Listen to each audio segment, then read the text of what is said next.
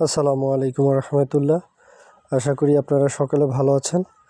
তো বরাবরের মতো ক্যারিয়ার হেল্পলাইন চ্যানেলের পক্ষ থেকে আপনাদের সকলকে জানাই স্বাগত।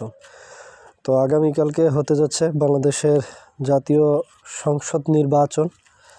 তো যেখানে আগামীকাল ভোট শুরু হবে সকাল 7:30 থেকে শুরু এবং বিকাল 4:30 পর্যন্ত।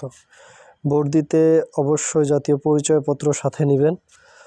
তো এই ছিল ভোটের ব্যাপারে আপডেট। আর আপনাদেরকে বলে রাখি, ইনশাআল্লাহ ভোটের পরে যেই সকল সরকারি এবং স্বায়ত্তশাসিত ও বেসরকারি চাকরির বিজ্ঞপ্তিগুলো আসতে পারে সম্ভাব্য, সেগুলো নিয়ে ইনশাআল্লাহ সামনের ভিডিওতে আপনাদেরকে ধারণা দেওয়ার চেষ্টা করব।